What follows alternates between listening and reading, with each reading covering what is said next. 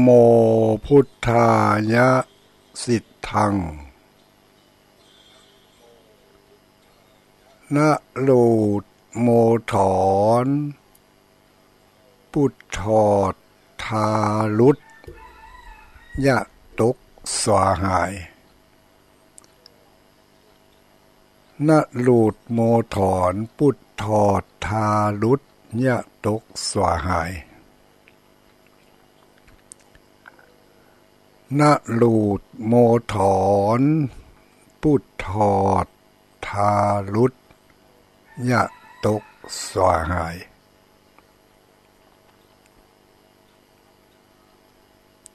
ขอความนอบน้อมแด่องค์สมเด็จพระสัมมาสัมพุทธเจ้าขอน้อมอภิวาทแด่พระสัทธรรมเจ้าขอน้อมนมัสการพระอริยสงฆ์เจ้า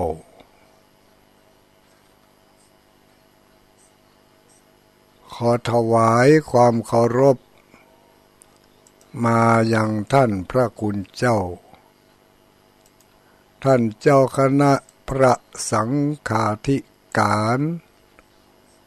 ท่านครูบาอาจารย์พระสงฆ์องค์สังฆเจ้าทุกรูปทุกตนทุกองค์เจริญสุขเจริญพรอรุณส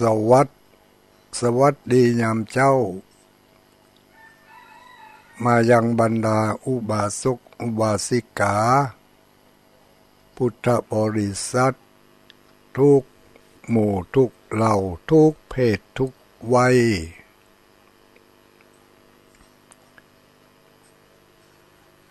ตื่นเจ้าลุกเจ้าลุกมาล้างหน้าล้างตาด้วยน้ำใสๆล้างจิตล้างใจโดยน้ำแห่งพระสัทธรรมขององค์พระสัมมาสัมพุทธเจ้าคนเฮามีส่วนประกอบสองอย่างบอกว่าคนและสัตว์มีส่วนประกอบเป็นตัวเป็นตนขึ้นมาคือหนึ่งส่วนประกอบอันที่หนึ่งก็คือรูปกายรูปร่างรูปกายส่วนประกอบอันที่สองก็คือนามกายหรือว่านามธรรมรูปธรรมนามธรรมรูปธรรมนี้คือผิวพรรณหน้าตาแข้งขามือเท้าแล้วแต่จะสมมุติกันเรียกว่าอะไรอย่างมือคนไทยเขาก็สมมุติห้องกันว่ามือแขนมืออันนี้มันของสมมุตินะของสมมุติห้องจื่อไปตามภาษาเนาะไปตามภาษาของแต่ละประเทศแต่ละภูมิภาคแต่ละท้องถิ่นอาจจะบ่เหมือนกันทั้งหมดอาจจะมีส่วนที่เหมือนกันอยู่พ่องอย่างว่าหูดังอย่างเนี้ยเนาะหูดังอันนี้กับภาษาไทยก็บ่เหมือนกันละถ้าเราไปว่าหูดังทางภาคกลางนี่ภาคใต้นี่ภาคอีสานนี่ภาคอีสานนี่มันห่วยเถอะเพราะภาคอีสานกับภาคเหนือนี่มันใกล้ๆกันสำเนียงภาษาหูดังที่จริงมันไม่ใช่ดังนะเนาะ แต่ไปว่าหูดังเนี่ยถ้าหูดังนี่สมมุติเรียกชื่อว่าหูดังหน้านี่ว่าเหมือนกันอยู่ตาก็ว่าเหมือนกันหูก็ว่าเหมือนกันหน้าตาหูเนาะแล้วก็ปากก็ว่าปากเองเก่าลิ้นก็ว่าลิ้นเก่าแต่มาตัดหูดังนี่กะ ต้นเก้าภาษาไม่จะมาจากไหนมหูเนาะหูดัง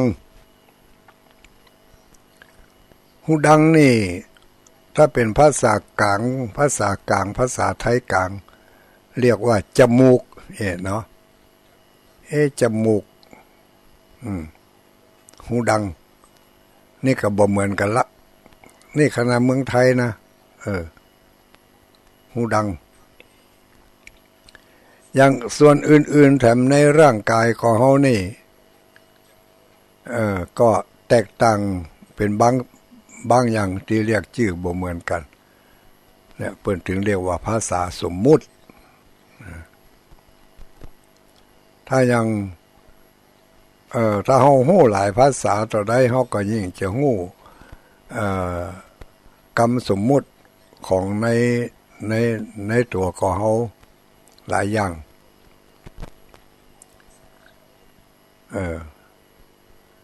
ปากลิ้นกายใจถึงอายตนะถึง6นี่ตาหูจมูกลิ้นกายใจนี่เป็นภาษาต่างวัดภาษาวัดเรียกว่าอายตนะภายในก็คือตาหูจมูกลิ้นกายใจตาหูดัง ถ้าว่าหูดังนี่ทางภาคกลางบ่ฮู้เรื่องอะไรดังๆ อันนี้ภาษาสมมุติสมมุติกันแต่ก็โดยภาษาสัจธรรมก็คือส่วนร่างกายส่วนที่เป็นรูปธรรมที่จับต้องได้สัมผัสได้กำได้ยุบได้เนาะก็คือตาหูจมูกลิ้นกายใจรวมทั้งหมดนี่เป็นว่าอายตนะภายในรวมทั้งหมดแยกออกมาเป็นชิ้นฐานที่ตั้งของตาหูจมูกลิ้นกายนี่ก็คือในตัวของเฮานี่ในตัวของเฮาที่มันเป็นภายนอกที่เป็นรูปธรรมเป็นจัดว่าเป็นรูปธรรมรูปกายเนาะอันนี้ก็ส่วนหนึ่งอีกส่วนหนึ่งที่เรียกว่าเป็นนามธรรมนี่ก็มีเวทนาสัญญาสังขารวิญญาณที่จับต้องมาได้แต่รับหู้ได้เข้าใจได้เวทนาคือความหู้สึก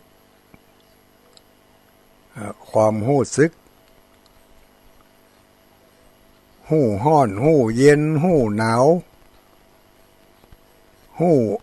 อ่อนหู้แข็งหู้กระด้างความรู้สึกอย่างนี้เพิ่นเรียกว่าเวทนาอันนี้ก็รู้สึกได้แต่ยับบ่ได้จับบ่ได้บ่มีตัวมีกระจื้อแต่ก็ฮู้อยู่ ฮู้อยู่เห็นอันหนึ่งก็คือสัญญานี่ก็คือ ความจำความจำของเขานี่ยังตะกี้ก่อนที่เขาจะลุกมานี่เขาได้เนี่ยอย่างพ่องเนาะอาจจะมีการสีหูสีตายกมือยกเท้าบางพ่องก็ปั่นจักรยานที่นอนหั่นได้ยินเขาว่าหลายคนดูลูกม้าต้องปั่นจักรยานปั่นเป่าปั่นแรงนั่นน่ะยกแข้งยกขาอย่างกับเขาปั่นโลดถีบเลยแล้วก็นึกทบทวนได้ตะกี้เขาปั่นจักรยานเขายกมือยกเท้าเขาสีหน้าสีตาเอาผ้าห่มออกเอาผ้าห่มออกลุกจากที่นอนลุกจากที่นอนนั่งให้กำเนาะนั่งให้กำไปฟังประหลาดพระเลศลุกเต๋อท่านนอนบนเตียงก็ลงเอาเท้าย่อนมาจากเตียงนี่นั่งสักกำแล้วก็ยืนขึ้นให้กำนั่งลงแถมไม่แล้วก็ยืนขึ้นสัก4-5 ครั้งแล้วแต่โอกาสเวลาจะมีถ้าบารีบบด่วนอย่างก็ลุกนั่งหั่นก็น่าก็ยืนเหมือนหน่อยพร้อมที่จะออกพร้อมที่จะก้าวขาก็ยืนเหมือนหน่อยอย่าไปนับได้นับลูกมาแล้วก็ประหลาดพระเลศไปเนอะโอ้ดิ่มหัวสุกหัวซ้ำปุ่นเนอะเท่าชะแลแก่ชรามานี่นะมันมีหลายอันหลายอย่างโห้ย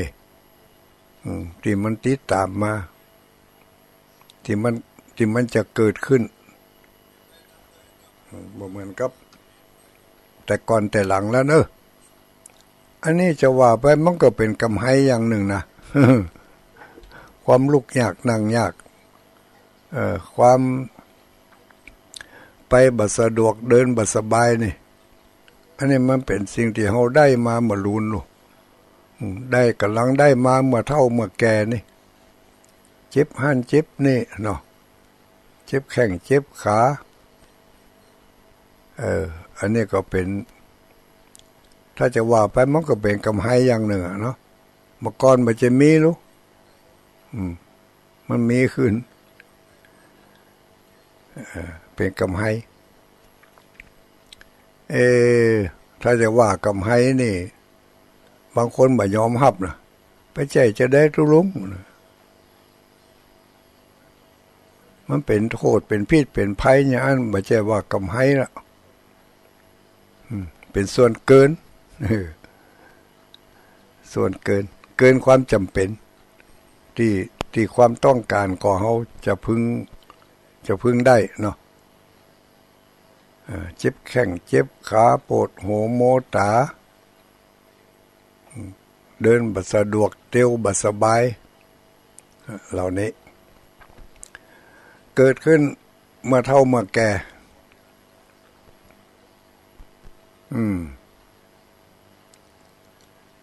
นึกขึ้นได้ก็จำได้ว่าตะกี้นี่โอ้เขาก่อนที่เขาจะลุกก่อนที่เขาจะย่างมานี่ก่อนที่เขาจะมาเปิดวิทยุฟังนี่เขาก็ได้ยะนั่นยะนี่นึกทบทวนดูความจ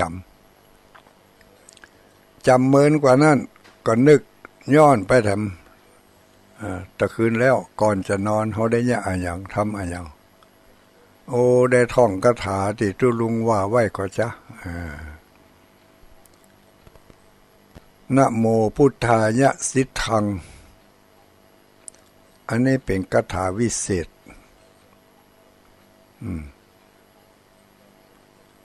นะหลูดโมถอนปุดถอดทาลุดยะตกสวหายคาถาคนมาเก่าปืนกับก้อนใกล้เอานะโมพุทธายะเนี่ยมาเติมมาเสริม คนเฮานี่เป็นอย่างอันลูกคนเมืองเฮานี่นะคนเมืองโดยเฉพาะอย่างยิ่งคนเจ้าพุทธเฮาเนี่ยอันใดดีๆนี่เพิ่นก็จะเสริมเอาแล้วก็เอามากำหนดกฎตั้งเป็นแม่แบบแม่บทเป็นสรณะให้เฮาได้ระนึกกึดตึงแล้วก็เอามาใส่ไว้ในเป็นน้ำธรรมคำสอนเนาะอ้างอิงเอาชื่อที่มันเหมือนกันชื่อที่มันอ้างอิงเอาชื่อที่เขาต้องการน่ะที่เขาเคยได้ในทางที่ดีที่งามก็จัดว่าเป็นเรื่องที่ดีนะยังกับในธรรมโลกาวุธินี่ในธรรมโลกาวุธิมีขั้นตอนหนึ่งที่เพิ่นบอกว่าผู้ที่ได้ตั้งใจฟังธรรมโลกาวุธิตั้งแต่เก้าถึงปลายโดยจิตใจบ่เลื่อยลายไปทางอื่นจะนำมาซึ่งอริยทรัพย์ทั้ง7ประการจะนำมาซึ่งอริยทรัพย์ทั้ง7ประการเพิ่นก็เอาหัวข้อที่ว่าเป็นอริยทรัพย์ทั้ง7ประการคำว่าทรัพย์ก็คือสิ่งของเข้าของเงินทองของใจเครื่องอุปโภคบริโภคต่างๆเป็นทรัพย์สมบัตินั่นนะนี้เพิ่นก็เอาไปไว้ในธรรมนี่เอาไว้ในธรรมแล้วแต่ว่าถ้ามีเปิ่นมาถามก็จะได้ตอบถ้าบ่ถามก็ไว้เป็นปัญหาอยู่อันอริยะจะได้ประกอบไปโดยอริยทรัพย์ทั้ง7ประการมีอย่างพ่อเพิ่นก็บอกว่าอริยทานังทั้ง7ประการก็คือศรัทธาทานังทรัพย์คือศรัทธาศีลทานังทรัพย์ก็คือศีลคำว่าทานังนี่ก็คือทรัพย์กำเมืองเขาแปลว่าอย่างนั้นอริยทานังทั้ง7ประการ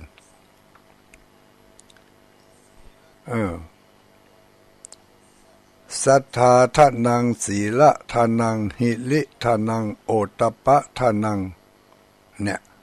7ประการนี่เป็นเรียกว่าอริยทรัพย์ทั้ง7ประการ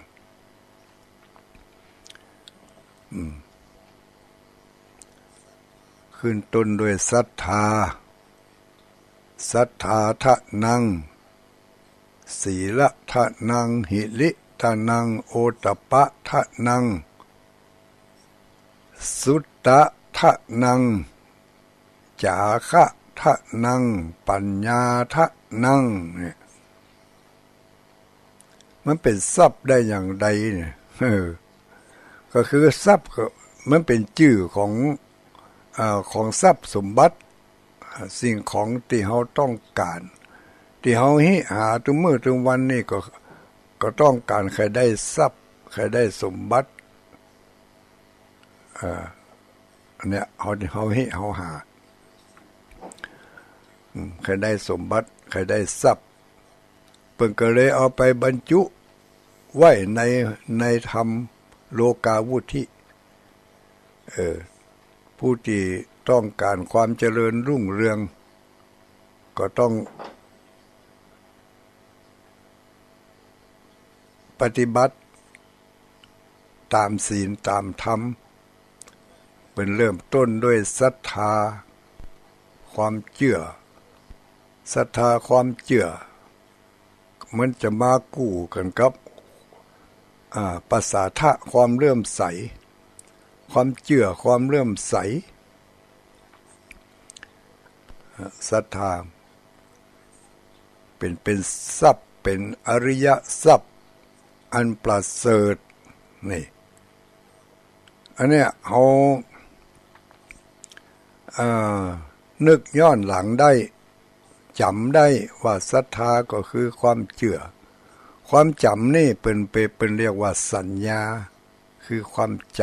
ำถ้าไผจำบ่ค่อยได้ดีก็สัญญาเสื่อมความจำมันเสื่อมความจำได้หมายรู้เป็นนามธรรมที่มีอยู่ในตัวของเขามีอยู่ในตัวของเขาทุกคนบางคนก็จำสิ่งที่ดีๆบางคนนี่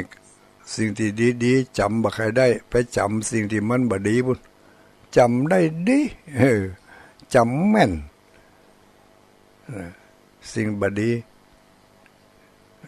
สิ่งบ่ดีที่มันเข้ามาตั้งหูตั้งตาตั้งลิ้นตั้งกายตั้งใจนี่นะจำติดอกติดใจอยู่หั่นบ่ยอมปล่อยบ่ยอมวางบ่ยอมละบ่ยอมทิ้งเมื่อบ่ยอมปล่อยบ่ยอมวางความจำนั้นมันก็ฝังอยู่ในความรู้สึกฝังอยู่ในจิตในใจในความรู้สึกวันดีคืนดีมันก็คอยกระตุ้นขึ้นมาแล้วก็เอามานึกขึ้นมาแล้วก็ขยายความเนี่ยมันก็ไปกลายเป็นเชื่อของความทุกข์ที่มันฝังอยู่ในตัวในใจของเราหั่นน่ะทุกคนน่ะ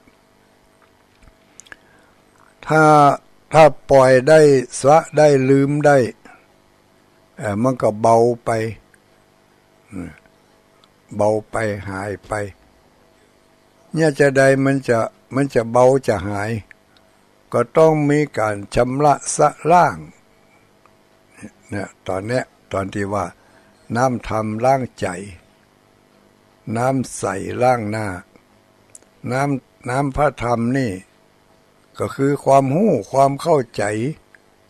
การพยายามที่จะปล่อยจะละจะวางตัดใจตัดความห่วงหาอะไรในสิ่งที่มันบดีทั้งหลายแลนั่นน่ะพยายามคัดส่วยล้างมันออกโดยน้ำแห่งพระธรรมแล้วก็เอาสิ่งที่มันดีมันงามเข้ามาแทนที่เข้ามาแทนอันใดมันดีก็เอาเข้าไปแทนหิริความละอายแก่ใจศรัทธามีความเชื่อแล้วเนาะเชื่อในคำสอนหิริความละอายแก่ใจโอตตัปปะความเก่งกลัวต่อบาปเอาสองอย่างนี้เข้าไปไว้ไปแทนไว้ในใจไปแทนความเอาไปแทนความอย่างความโกรธความเกลียดเอาไปแทนความบ่พอใจเอาไปล้างความพยาบาทอาฆาตที่มันมีอยู่ในความจำของเขานั่นแหละเอาไปล้างมันออกไปก็เอาศรัทธาเอาศีลเอาหิริเอาโอตตัปปะพหุสัจจะทั้งอริยทรัพย์ทั้ง7ประการนี่เอาไปฝังไว้ในใจฝังไว้ล้างหน้าโดยน้ำใสน้ำใสน้ำสะอาดถ้าได้น้ำอุ่นน้ำต้มก็ซ้ำดีนะเวลามันเข้าไปในหูในตามันจะได้บ่ต้องระบาดระแวงถ้าน้ำบาดาลนี่ก็บ่มั่นใจบางทีนี่อาจจะเป็นน้ำที่มันมีเชื้อมีหยังเข้าไปในตาในหูอาจจะตาแดงเป็นเชื้อโรคอย่างอื่น เป็นเชื้อโรคที่จะเข้าไปในหูในตาในหูดังในปากมันมีเชื้อทุกอย่างเนาะถ้าอยู่ในสภาพแวดล้อมที่เป็นอันตรายก็ยิ่งมีเชื้อนักน้ำใสล้างหน้าล้างตาล้างเนื้อล้างตัวเขามาเอาน้ำที่สกปรกมาล้างเพราะว่าล้างแล้วความสกปรกก็เข้าไปติดอยู่หั่นล้างออกโดยน้ำใสโดยน้ำใสล้างผิวพรรณร่างกายล้างจิตล้างใจล้างความทรงจำโดยน้ำแห่งพระสัทธรรมความทรงจำของเฮานี่ก็อย่างที่ว่าเนาะก็คือเฮาจำสิ่งที่ดีกึดขึ้นมาได้ก็ม่วนอกม่วนใจปราบปลื้มเผลอๆก็เหิมเกริมต้องควบคุมด้วยนะถึงจะเป็นความดีใจ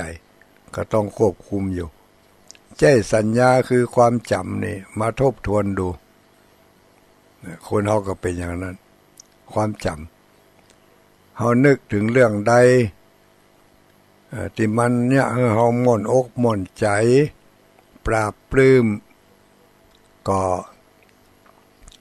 เหมือนกับได้บุญนั่นน่ะได้บุญคือความปราบปลื้มความอิ่มใจตั้งแต่เจ้านึกมาแล้วก็ม่วนใจเจ้านั่นเขาก็ได้บุญ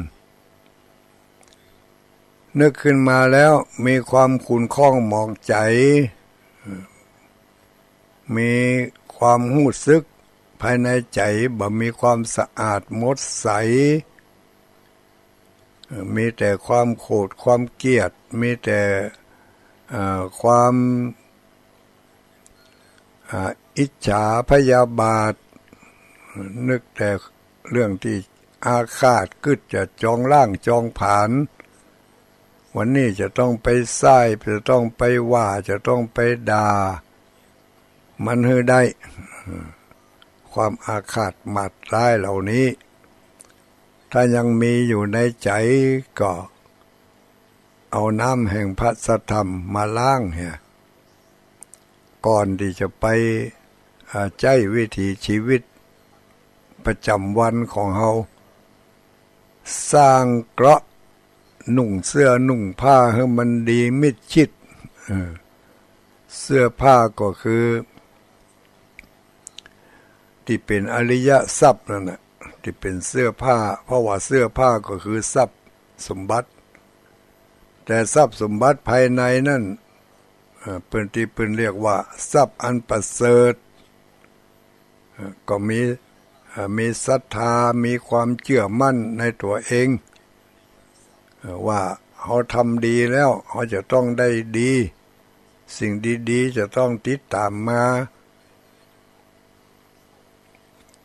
มีความเชื่อในทางที่ถูกต้องบ่เชื่อในทางที่ผิดความรู้ความเข้าใจความหันความได้ยินแล้วก็เอามาไตร่ตรองดูว่ามันเป็นเรื่องที่ดีกับเรื่องที่บ่ดีเขาก็ต้องมั่นใจในตัวของเขามีศรัทธามีความเชื่อมั่นว่าเขาทำในสิ่งที่ดีผลที่ได้รับก็คือคุณงามความดีถ้าเขาไปทำในสิ่งที่บ่ดีผลที่ได้รับก็คือความทุกข์ความทรมานเมื่อคิดได้อย่างนี้เป็นเรียกว่ามีศรัทธามีความเชื่อมั่นในตัวเองต่อไปที่จะประคับประคองให้ความดีของเขาคงที่ให้ความดีของเขามั่นคงยั่งยืนก็ต้องมีศีลการสำรวมระวังมือระวังเท้าระวังปากให้ดี จะไปให้มันแสดงออกในทางตรงกันข้ามกับความดีสิ่งที่ตรงกันข้ามกับความดีก็คือความบ่ดีมันจะออกมาในลักษณะใดบุยปากกาขยับตากาหรือสดออกมาเป็นวจีกรรมกานี่รุนแรงกว่านั้นพดออกไปตั้งมือตั้งเท้าตบเตะต่อยบุบตีเดินไปหาเดินไปหาอันนี้เป็นตั้งมือตั้งเท้าละหยาบที่สุดละทัดมาก็ทางกายทางวาจาการกระทำในทางที่บดีทางวาจานี่ก็พยายามหักห้ามชำระส่วยล้างด้วยธรรมก็คือขันติอดเอาทนเอาเขามีความเชื่อมั่นในเรื่องของการทำคุณงามความดีมีความเชื่อแล้วว่าถ้าทำบัดดีจะต้องได้บัดดีแน่นอนไม่ต้องไปพอคนอื่นพอเอาตัวเขานี่ถ้าไปพอคนอื่นนั้นมันยังไม่แน่ใจต้องพอเอาตัวของเขานี่วันใดลูกเจ้ามาอารมณ์ดีใจดีมันก็มีความม่วนอกม่วนใจมีความสุขลูกเจ้ามาพิษกันตั้งแต่ในที่นอนบนไหนนะมันก็อารมณ์บุดอารมณ์เน่าถ้าบาสะเหี่ยวที่หั่นก็เก็บมาครุ่นคิดอยู่ตลอดก็ฝังก็เหมือนกับผิวพรรณเนื้อหนังของเราถูกน้ำทิ่มน้ำแตงบ่เอาออกหลายชั่วโมงหลายวันเข้ามันก็กลายเป็นโคงหนองมันก็ฝังอยู่ในหั่นพอเราบ่ได้เอามันออกมันก็ก่อเชื้อเป็นตุ่มเป็นตาเป็นเรียกว่าอย่างมันโคงหนองอ่ะเนาะฮู้จักกะโคงหนองภาษาไทยนี่ว่าอย่างฮู้เด้อเมื่อมันโคงหนองอยู่มันก็รักษายากไว้แต่น้อยเหมือนเข้าก็ไกลภาษาปัจจุบันเขาเรียกว่ามันติดเชื้อเชื้อมันเกิดจากตัวนั่นน่ะตัวที่มันคำอยู่ในหั่นน่ะมันก็ขยายพันธุ์ของมันออกไปเรื่อยๆในที่สุดก็จากน้อยๆจากทิ่มต่ำเล็กๆน้อยๆก็กลายเป็นใหญ่บางคนถึงกับได้ตัดแข้งตัดขาตัดมือเพราะว่าเมื่อเล็กๆน้อยๆนั่นบ่ใส่ใจมันเป็นหยังอย่างการเดินลัดเข้าไปป่าหญ้าป่ากงนี่ไปทิ่มไปตำเศษไม้เศษอย่างปักตีนปักแข้งปักขามันเป็นหยังเล็กน้อยเอายาหน้าก็ใส่ยานี่ก็ใส่เมื่อฤทธิ์ยายังมีอยู่ก็หายไปวันดีคืนดีเกิดเป็นแผลเป็นเน่าขึ้นเป็นแผลเป็นหนองขึ้นมาแถมก็เอายานั่นยานี่ก็ใส่แต่ไม่ได้ไปกำจัดต้นเหตุไม่ได้ไปเอาเชื้อตัวนั้นออกเหมือนเข้าก็แผลใหญ่ขึ้นในที่สุดก็ต้องตัดแข้งตัดขาออกเพราะว่าไม่ได้ไปกำจัดต้นเหตุที่มันได้รับสารพิษสารเคมีอย่างต่างๆเข้าไปอันนี้ก็เช่นเดียวกันจิตใจของคนเฮาส่วนนามธรรม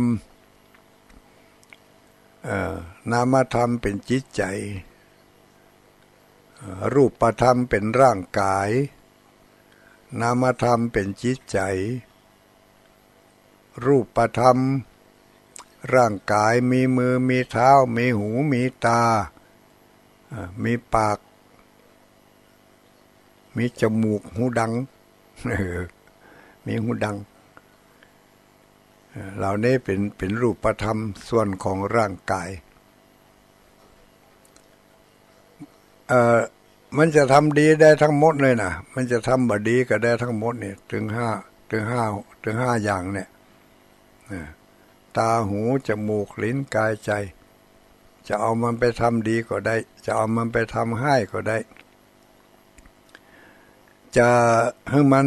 จะชำระสะล้างให้มันหมดใสก็ได้จะปล่อยให้มันมักหมมสะสมเอาสิ่งที่คุณมัวเก็บไว้ในตาหูจมูกลิ้นกายก็ได้เก็บสิ่งที่บดีแต่ถ้าจะเอาออกก็ต้องล้างด้วยน้ำใสสะอาดล้างผิวพรรณภายนอกน้ำ พระธรรมล้างจิตล้างใจล้างใจโดยน้ำแห่งพระธรรมเริ่มต้นตั้งแต่หิริโอตตัปปะหิริโอตตัปปะหิริโอตตัปปะนี่มีมาในธรรมหลายตีหลายบทลูกหิริความละอายแก่ใจโอตตัปปะความเก่งกลัวต่อบาปหิริความละอายแก่ใจโอตตัปปะความเกรงกลัวต่อบาปเอาอันนี้ไปฝังไว้เป็นเครื่องประดับเป็นเครื่องป้องกันด้วยนะหิริโอตตัปปะนี่ป้องกันได้ป้องกันความบดีความชั่วร้ายต่างๆเป็นจึงว่าเป็นอริยทรัพย์ถ้าไผ่มีเป็นอริยทรัพย์เป็นสมบัติอันประเสริฐแล้วก็ไม่ใช่เป็นอริยทรัพย์อย่างเดียวถ้าเป็นต่างธรรมเปิ่นก็เรียกว่าเป็นธรรมเป็นเทวธรรมธรรมที่จะทำให้คนเฮาเป็นเทวดาไผจะเป็นเทวดาบ่เป็นเทวดาพอเอาใจของตัวเก่าว่าถ้าใจมีหิริโอตตัปปะใจนั่นก็เป็นใจที่เป็นใจของเทวดาความละอายหิริความละอายแก่ใจละอายแก่ใจละอายต่อบาปละอายแก่ใจละอายต่อบาปละอายต่อการกระทำความชั่วช้าสามานต่างๆความละอายนี่เป็นเรียกว่าหิริอย่างความละอายที่จะ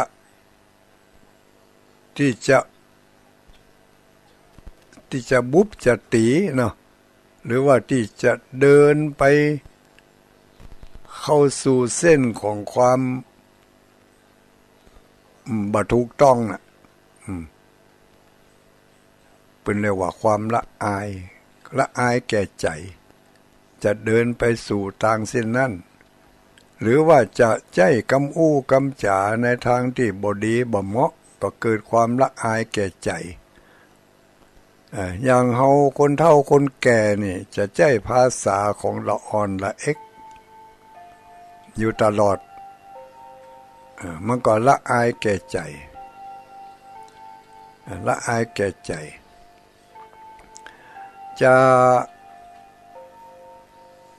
จะบ่ทำในสิ่งจะบ่อู้ในสิ่งที่ควรอู้ก็ละอายแก่ใจ หันลูกหันหลานมีความผิดหันเพื่อนฝูงมีความได้กระทำความผิดได้กระทำในทางที่บ่ดีบ่ชอบแล้วก็บ่อู้บ่จ๋าบ่บอกบ่เตือนอันนี้ก็น่าจะละอายแก่ใจที่เฮามีบทบาทมีอำนาจหน้าที่ที่จะต้องต้องทำที่จะต้องว่าต้องกล่าวแต่ก็บ่ได้ว่าได้กล่าวปล่อยปละละเลยไปเหี่ยบ่มีความละอายแก่ใจที่จะปลดเปลื้องเขาเหล่านั้นให้พ้นจากความบ่ดีบ่งามความละอายแก่ใจก็จะเกิดขึ้นหรือจะไปใจกำอูกำจ๋าใจกิริยาท่าทางในทางที่บ่เหมาะบ่สมกับวัยกับอายุ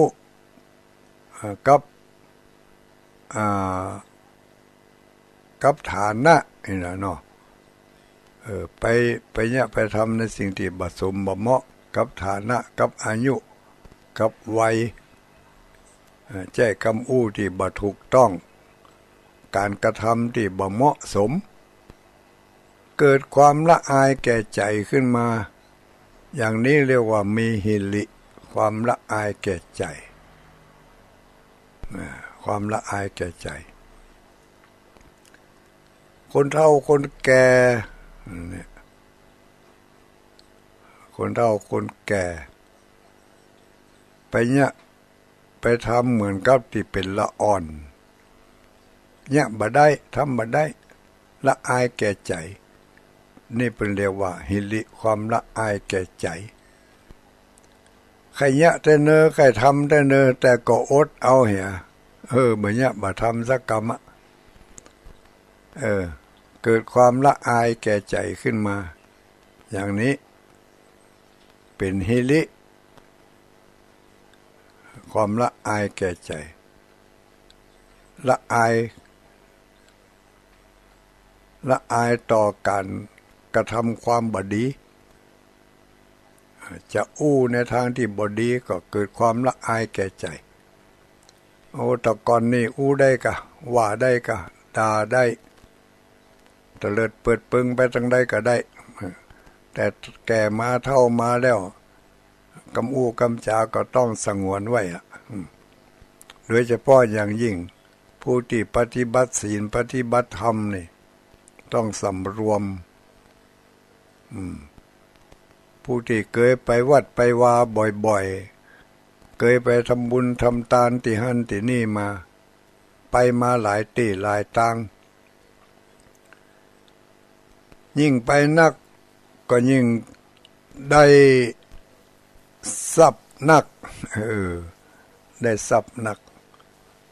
ก็ได้ความเพิ่มความละอายแก่ใจขึ้นมานักขึ้นก็ได้อย่างบ่มีความละอายแก่ใจบ่มีความเกรงกลัวต่อบาปต่อผลของบาปบ่ได้ล้างจิตล้างใจด้วยน้ำแห่งพระสัทธรรมขององค์พระสัมมาสัมพุทธเจ้าอย่างนี้เรียกว่าขาดน้ำธรรมขาดหิริความละอายแก่ใจอันยังบดังญาติโยมทั้งหลาย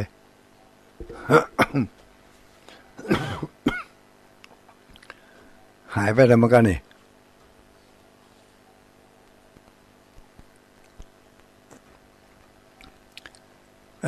บอกให้นายช่างมาแปลงก็บหันมาเถอะเขาก็นึกว่าเขาแปลงปุ้นแล้ว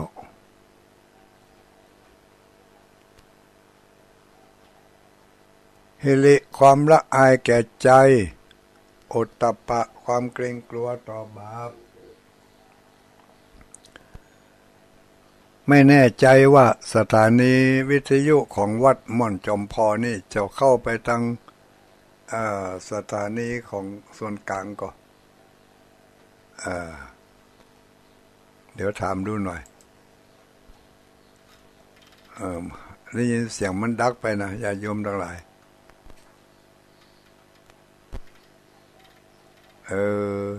ตุลุง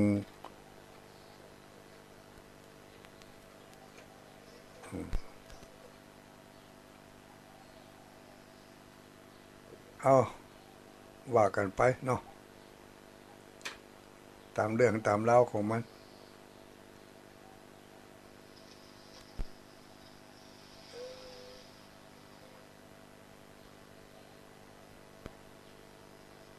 กำลังว่าดังอยู่ก็หาเอาเดี๋ยวทดสอบหน่อย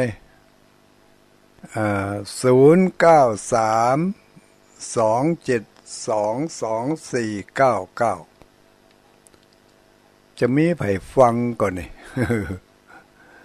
0932722499บัลลัมมีเนอะโทรมาเจ้านี่นะจักยาวไปเลยวันนี้ทดสอบดูเพราะว่าสถานีอินเทอร์เน็ตของทางวัดม่อนจอมพอนี่มันบ่ค่อยจะเสถียรสักต่อใดทีแรกว่าจะยกให้ท่านอาจารย์ก็อินดูเปิ้นเนาะเอ็นดูเปิ้นถึงบางวันบางคืนเนาะ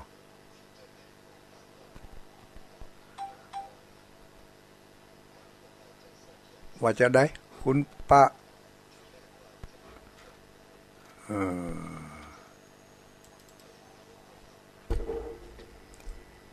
บ่ดับชัดเจนอยู่โอเคขอรับสายน้อยรับสายทดสอบดูว่ามีไผอยู่ที่ไหนฟังอยู่กาทำการทำงานไปด้วยกาขวายแล้วนี่เนาะทุกเจ้าพอไปขอเข้าปุ่นละเจริญพรเจริญพรจะได้หมายเลขมันติดต่อมได้ติดต่อมได้ทำมั้งเจ้าหมายเลขนี่นะ093นั่นนะเจ้าเอาแถมหม้อวิทยุดังปกติดีเจ้าดังปกติดีแต่เจ้าก่อนฟังพอนี่มันหายแซ่บไปให้จะได้หมู่อันก็เป็นแต่โทรศัพท์ให้เหมาะอนุโมทนาเด้อแม่คำนวณแม่คำนวณสาธุสาธุ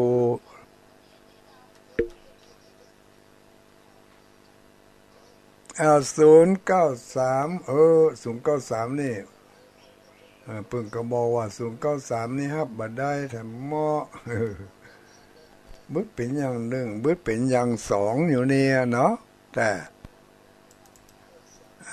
ตั้งเมืองฝังฟังได้อยู่ทั้งเมืองฝังอันนี้ฟังทางออนไลน์เนาะเมืองฝังฟังออนไลน์เนาะเจริญพรดังจะดีแล้ววันนี้แต่โทรไปนั่นก็ได้ไม่โทรไปบอกมันโทรมาได้เบอร์นั่นโทรมาได้ทำหม้อได้อยู่เนาะมันบัดักเนาะ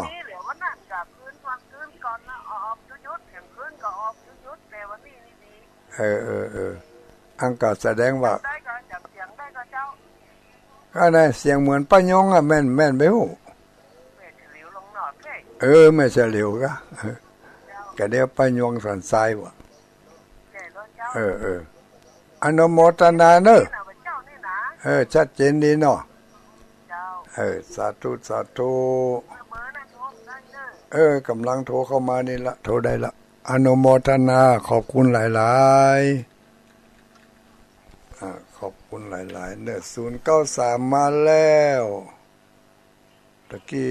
มันไปจะได้หมู่เนอะเจริญพรไหวสาไผเอ่ย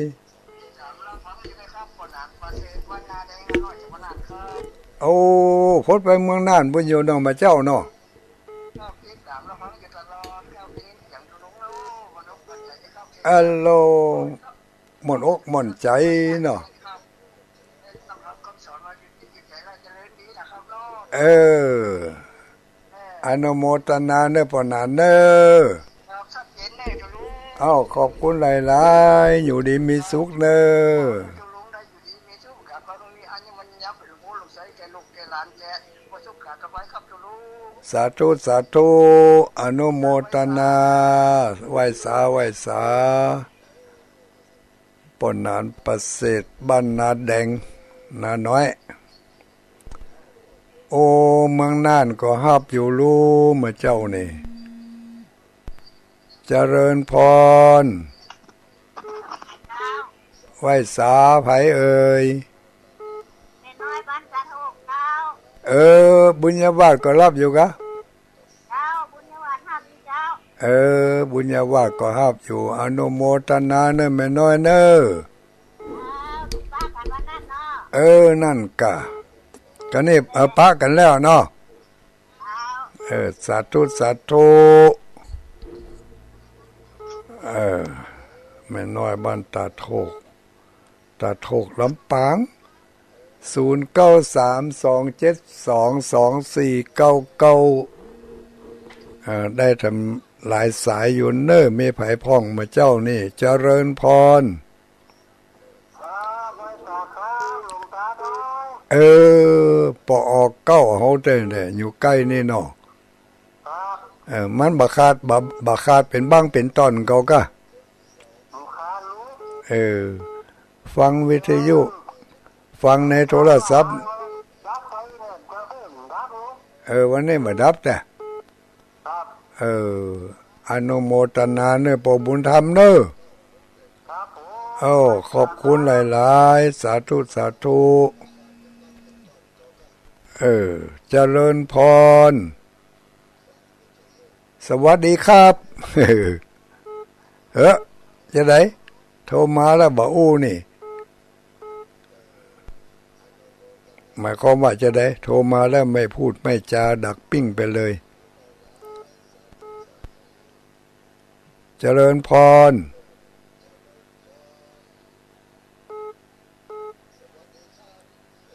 ดักปิ้งไปเลยดักปิ้งไปก็เข้ามาใหม่เจริญพรเนาะโทรศัพท์ฮอดมก้านี่8103นี่ว่าจะได้เจริญพร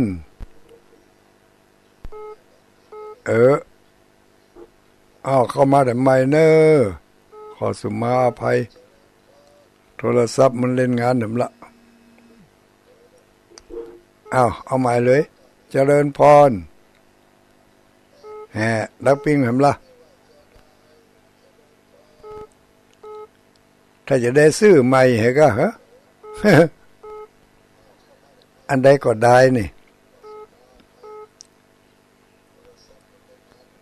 สวัสดีเนอคืนสายวะ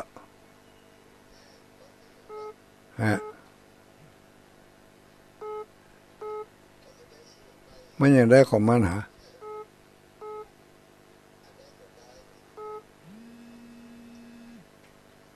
เจริญพรไม่ได้การแล้วญาติโยมทั้งหลายก็เอาเปิดหับมันดักไปตุดเข้ามาเนี่ยมันไปเป็นยังไง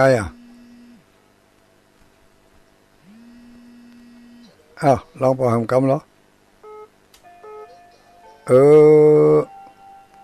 รู้ รู้แน่ละญาติโยม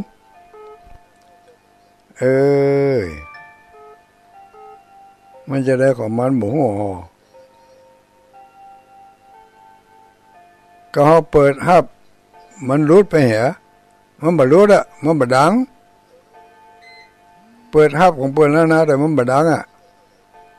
เจริญพร สาธุเจ้า สาธุไผนี่ อาจารย์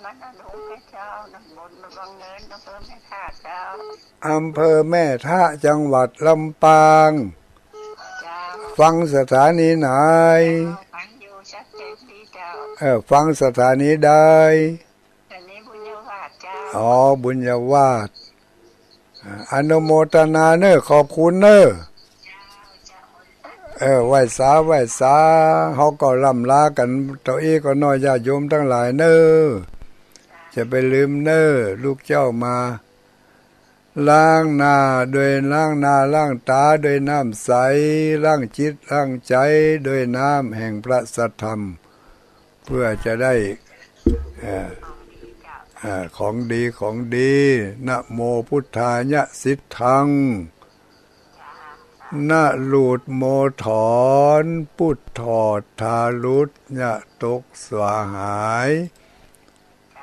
ความสุขความเจริญจงมีแก่ท่านทั้งหลายปราศจากทุกโศกโรคภัยทุกคนทุกท่านจัตตารโอธรรมาวัฏันติอายุวันโนสุขังปะลัง